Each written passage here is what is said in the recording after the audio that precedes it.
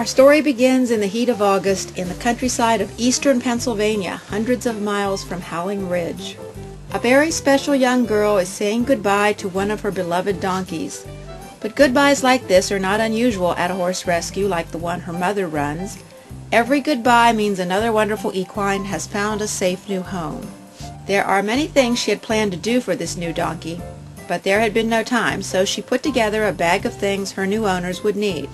There was a little grooming set, worm medicine, fly repellent, and even a package of the donkey's favorite treat, Oreo cookies. Soon the donkey was loaded into a horse trailer and she was on her way to Howling Ridge. When the Jenny arrived, it was decided that she be named Selina, after the girl who loved donkeys so much. Now Selina, the donkey, is a gentle, loving, and fearless soul, so she immediately began introducing herself to the other creatures at the farm. But the horses had never seen a donkey, and they were not anxious to let her into the herd. Mostly they just stared in disbelief at her large ears and her wide, funny face. Selina had been told by her mother that horses could be cruel this way, but her mother had also told her a secret. She said that what horses think is a funny face is just that way because donkeys need more space for their huge brains. And rooted in such fertile brains, she said, a donkey's ears are bound to grow faster and taller than a horse's. Selina thought about all this as she plotted how she might get herself accepted into the family of the herd. But soon we all had worse problems to think about than Selina's social life. It had not rained in a very long time, and the grass had quit growing. The horses could go without grass because all year round we feed them hay, kept in a small storage area behind their stable. But when the hayman came to make his September delivery, he announced there was no more hay. If there is one thing horses know about, it is food. They have an almost telepathic ability to tell when even a fragment of a treat might be concealed in the baggiest of clothes, so there was no chance of hiding a hay shortage from them. They watched the dwindling supply with growing alarm.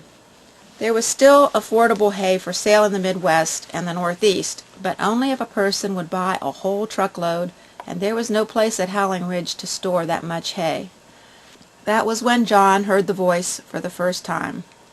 It came to him as he began to fall asleep in front of the TV after finishing his nightly bourbon.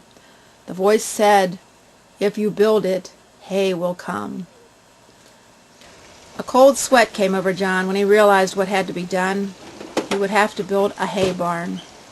Now carpentry has never come naturally to John, and over the years he had come to regard it as a blood sport, not to be engaged in lightly. He rarely returns his hammer to his tool belt unbloodied. So when the huge pile of lumber arrived and he knew he must face the task, he prepared himself for the weeks ahead.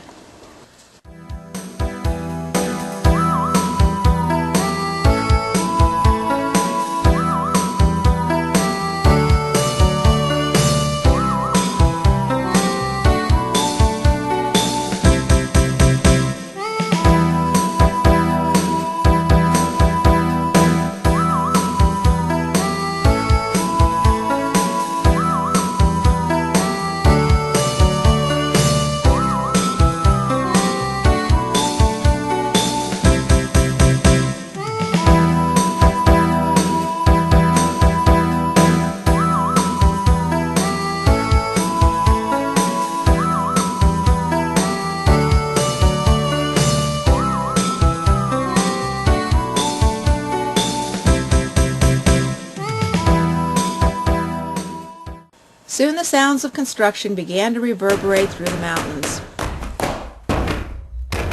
From their pen behind the house, Chief and Frank could not see the construction, so they were not sure what John was building. Chief was hoping it was a new doghouse, but Frank thought it must be something to block up the creek because John kept yelling, "Damn this and damn that." Fall came quickly to the mountains around the farm, and with the change, the sounds grew ever more rapid and desperate. Finally, a silence fell over the farm, and birds and small animals began to return. The barn was done. Every morning when the horses were let out of their stalls, they would race down the hill and around the yard to stare in the windows for signs the promised day had come.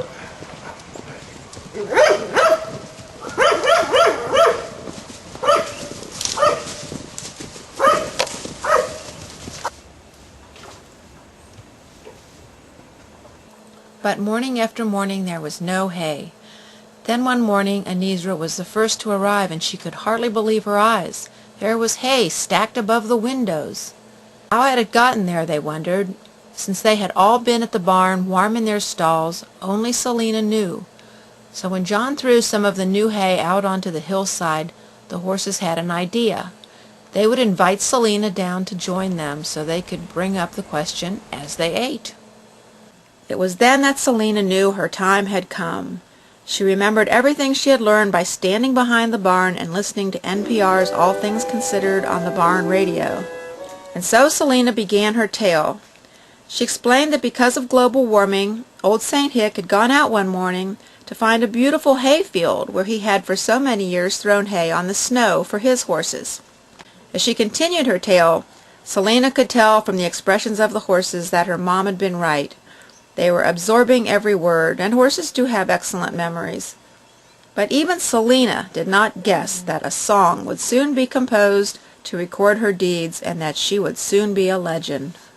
You know Hildolgo and Silver and Beauty and Trigger, Ferdinand, Mr. Red, Man of War and Flicker. But do you recall the most famous equine of all? Selina, the rescued donkey, had the longest pair of ears, and when the horses saw her, they could hardly hide their sneers.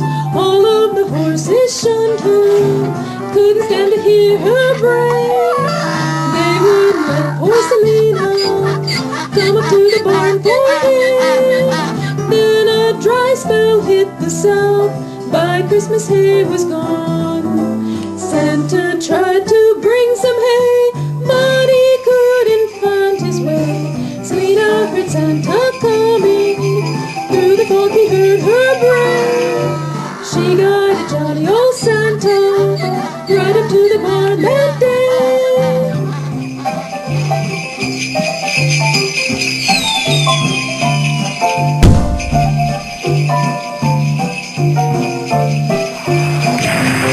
Then all the horses loved her, and they shouted out with glee, Selina, the long-eared donkey, you can come and eat with me.